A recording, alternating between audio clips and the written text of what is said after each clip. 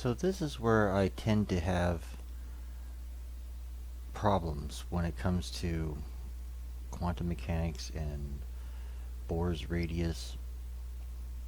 You see, the way they figured out what Bohr's radius is they made up this equation right here, which means Planck's constant, which is measured in joules over seconds, mass of an electron, which is kilograms, Coulomb's constant, which is joules meters, divided by Coulomb's squared, and you have electric charge here, which is in another unit of measurement. So you got three different units of measurement here, and somehow you end up with a measurement in meters. And from what I understand about math is you can't mix these different measurement like units. These are different units of measurement right here. Like, how can you multiply a kilogram by a joule? Or, you can't. And how do you end up with an answer in meters when all these variables are different units of measurement? How do you multiply these together? Are like are they just multiplying these are they just putting these numbers in the equation regardless of what the unit of measurement is? These should all be the same unit of measurement. If you're going to get an answer in meters, these should all be measured in meters. I don't understand how you can just have numbers with different units of measurement and multiply or divide them with each other. That doesn't make sense. Basic algebra, a squared plus b squared equals c squared. When you do a formula like that, all the units of measurement are supposed to be identical in order for the equation to work. The same thing applies with this, and I don't understand why they think they can have all these different units of measurement and end up with an answer in meters when they don't even have anything really measured in meters. I don't know what joule meters is, but these should all be measured in meters if you're going to get an answer in meters. If they're not all the same unit of measurement, then there's a problem with the formula. And somehow they think this is okay to do in quantum mechanics. Another problem I seem to have when it comes to quantum mechanics and how what experiment they point to when it comes to proving light is a wave and a particle, or travels as a wave and a particle, is the double slit experiment, or this is double slot experiment, but they say that when you have two slits and you have your light source, it creates an interference pattern, which we all know. We've seen people do this experiment in many videos online. But nowhere do I see somebody successfully make a video where you have a detector behind each one of the slits and you see only two dots on the far screen where you're supposed to see an interference pattern. This part of the experiment I do not see anybody doing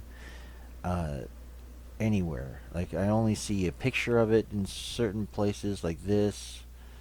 It's nowhere do I see somebody actually making a successful one where you see two bright beams and not an interference pattern.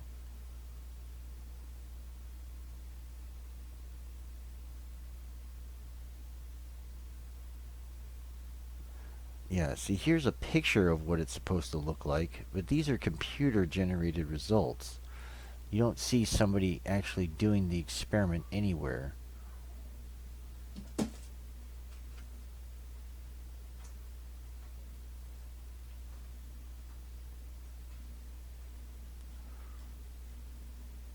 So what does it say? Particle model?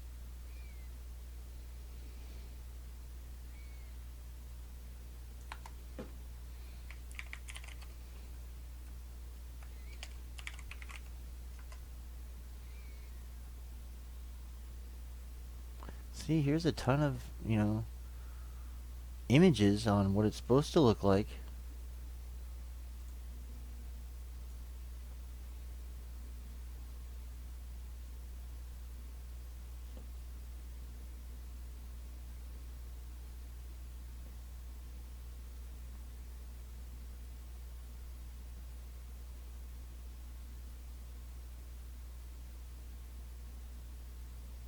I don't see this experiment. All I see are these pictures. So, like, this is what it's supposed to look like. This is what we get, but you don't see that experiment being done anywhere. All you see is people actually doing the real double slit experiment actually show an interference pattern every time. Even when somebody did an experiment with just a single slit, he still got an interference pattern. Although it was a very different one. This one has a lot of interference lines. This one has a lot less. So these are real results right here because you can see the light. This one is not. This is not. This is a fake image. These ones here are real because you can see the light bouncing off of the thing in the background. See? You only see real experiments showing this, but you never see a real experiment showing this. I don't see this anywhere right here. So this is the one thing that they point to when it comes to proving light is a wave and a particle, but I can't find evidence of the particle side where it proves that light is moving as a particle. I don't see that evidence anywhere. I see plenty of evidence that it's a wave, and that's what I think. I think light travels as a wave, not a particle, but apparently I can't seem to find the evidence proving that it does travel as a particle, so that's another problem I have with the quantum mechanic evidence. So this is another thing that they point to proving that light travels as a particle, and that is this photoelectric effect. And it's really funny, their illustration, because they say that light comes in as a wave, I'm guessing here, and then it makes a photon particle eject from the metal object.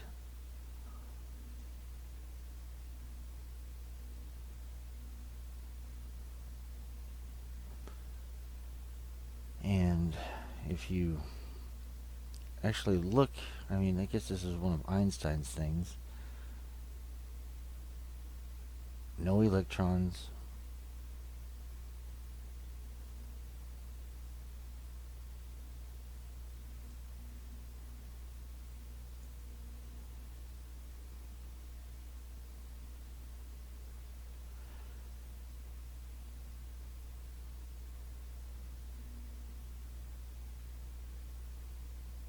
Okay, where is it? Is this it? Okay. See, look, it says, okay, it says that right here. It says that this is negatively charged, this thing with the little metal sheets in it, like the little metal leaves. And when you negatively charge this apparatus, then the leaves spread apart inside. I'm guessing it's a vacuum in there. And then when you shine ultraviolet light, they're saying that the ultraviolet light knocks off negative electrons, leave the surface because of the light striking it. Okay? This is what they're claiming the photoelectric effect is. It's light coming in and making electrons bounce off of the surface as the light wave strikes the metal of the apparatus. Okay. I'm going to show a video now, an old Army video showing the photoelectric effect, but they're going to explain it in a different way.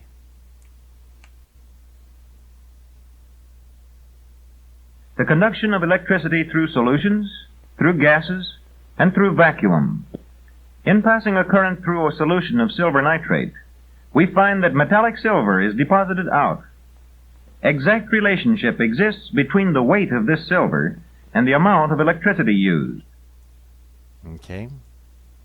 So, when you pass an electric current through a medium such as silver nitrate, it'll accumulate silver on the electrodes that are in the solution.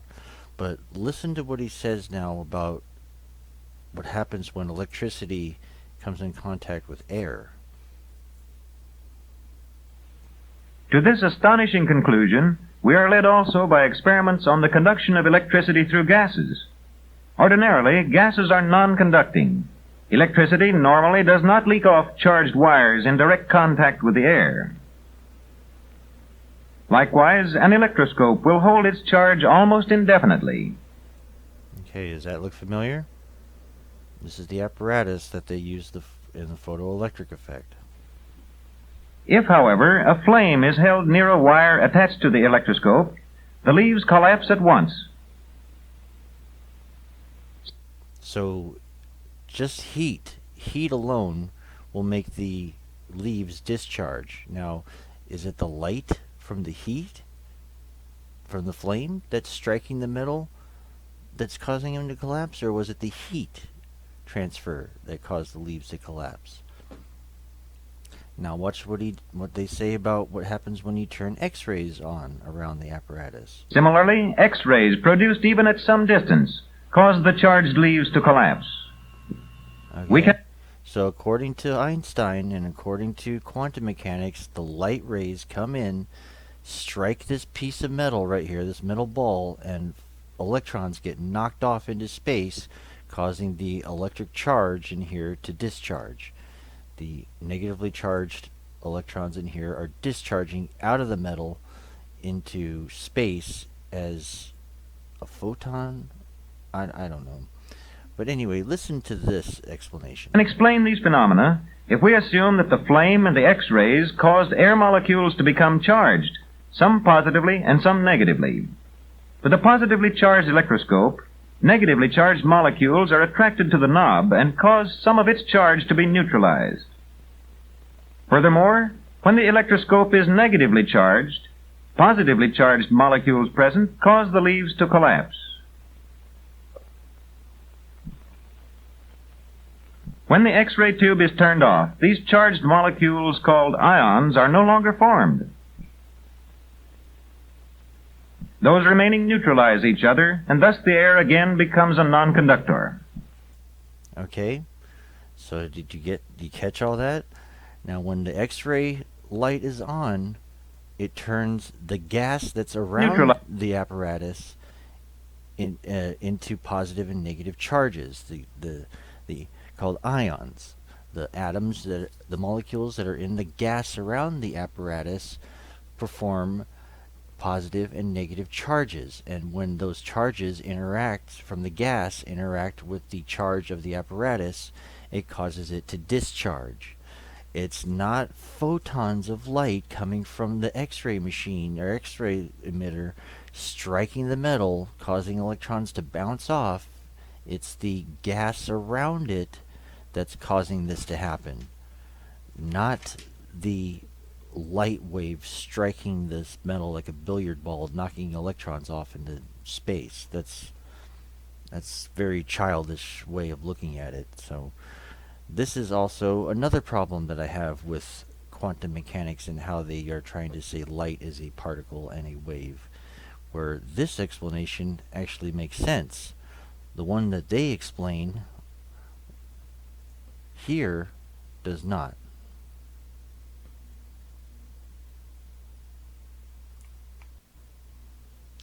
So these are the problems that I'm having when it comes to quantum mechanics and quantum theory.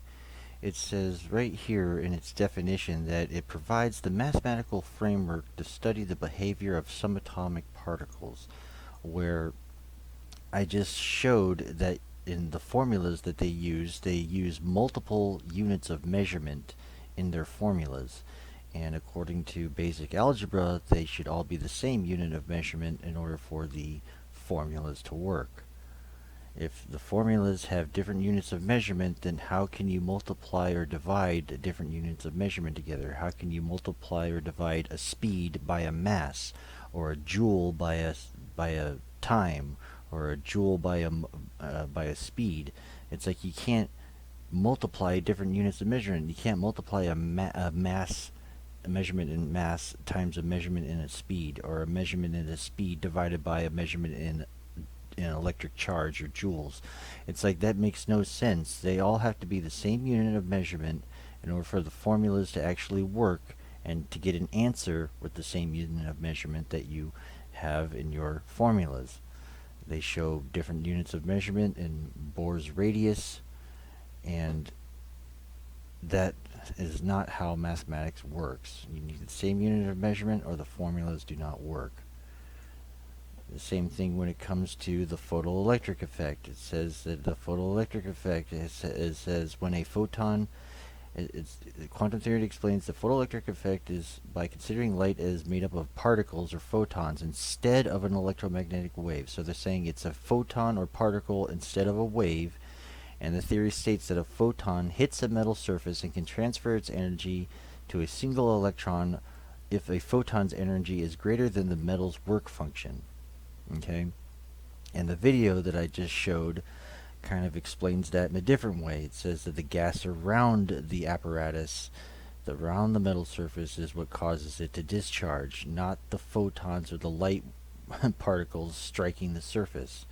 It's the molecules around and the gas around it that get positively and negatively charged and cause the metal to discharge. As this concept where it says that this theory states that when a photon hits a metal surface, it can transfer its energy to a single electron. It makes no sense.